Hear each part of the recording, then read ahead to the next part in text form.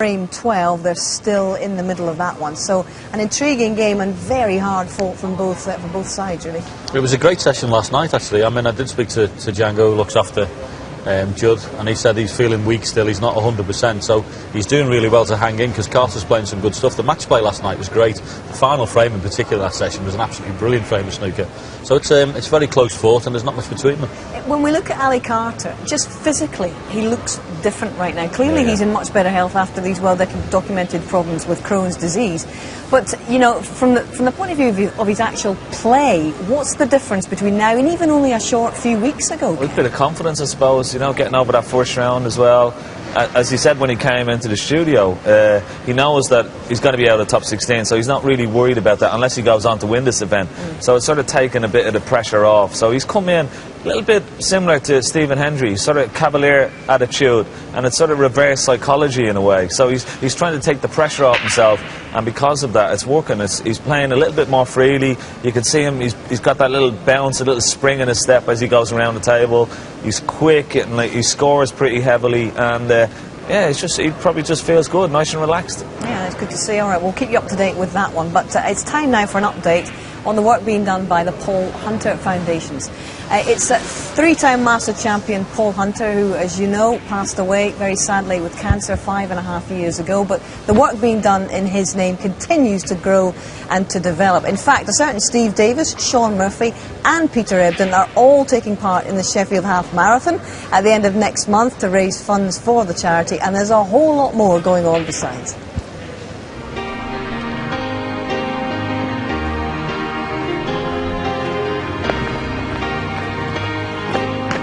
In Leeds, we've been running a campaign to name some of our buses, our new environmentally friendly buses, after famous people from Leeds. And the public have voted, and Paul Hunter was one of the unanimous choices to be named. So we've put his name on the side of the bus, and we're here today to unveil it.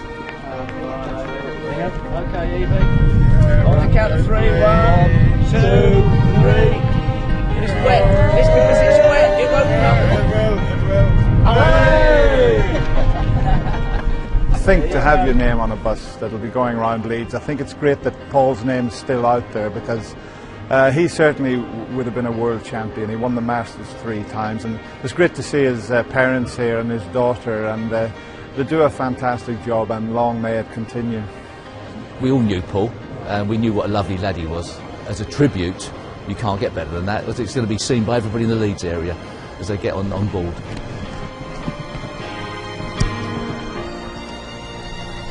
And lovely to see Paul's daughter Evie Rose shining brightly and looking so beautiful.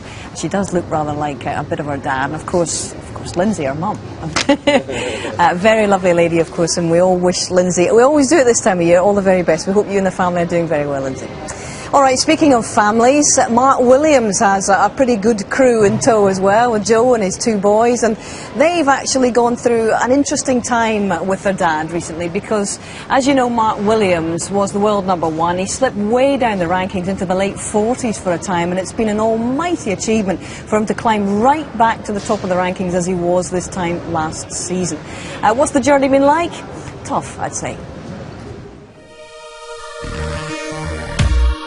Well, they think they're better than me now, so but we play a little bit on a little table, but none of them has beat me yet, that's for sure.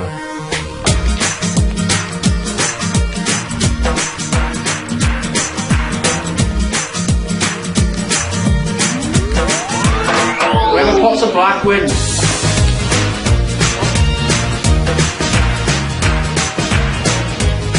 I don't think they know what's going on. They come and watch me, and you know, they come down early, and sometimes Rob Walker to get out to do the walk on, and they love all that. But then when I start, then they like it, and probably after about 10 minutes, they just want to go in the players' room and cause havoc, really. So I don't. I think my oldest boy Colin knows a little bit what's going on with Kean.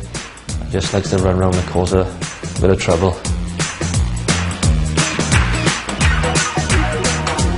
It would be nice if I could win a tournament while they're there, you know, so they could, you know, come and have some pictures done with me. But unfortunately, the few tournaments I have won have been in Germany and I think China, so it's a bit far away. But it would be nice if I could get to like a final or something, and then have all the family there, because they only come up towards the semis or the latter stages of tournaments. Mark Williams is the powerhouse UK champion.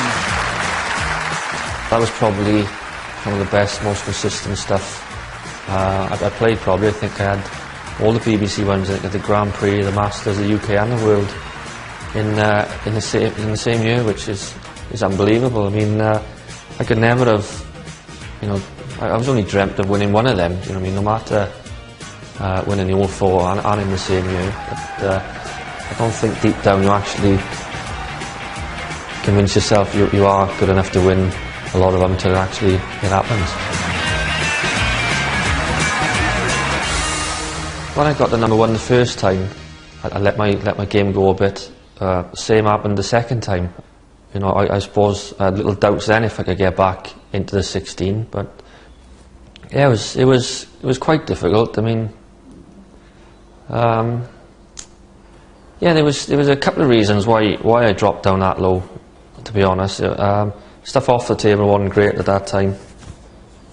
I just split from the management company I was with for donkeys, and wasn't in the best position, to be honest, when I left, and there was just a lot of things happening, and that's probably the main reason why I went down so low and struggled to get any form going.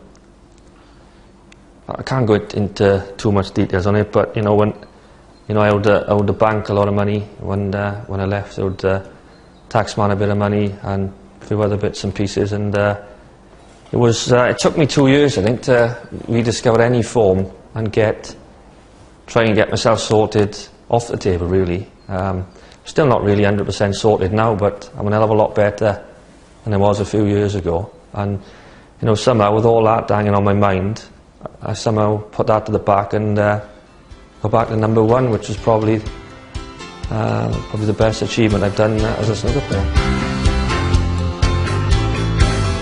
It's getting more of an effort the last couple of years, I've got to be honest. I'd probably say 70% of the time I'm practicing just because I got to practice and got to keep my eye in. I mean, otherwise probably I wouldn't be there, but it's definitely getting harder. My aim now is just to try and do as well as I can in every tournament and basically try and earn as much money as I can, you know. There's nothing else I'm playing for, really. I'm not playing for any trophies, any tournament victories. I'm just playing to win as much money as I can, nothing else. I don't want any trophies or nothing. Game over.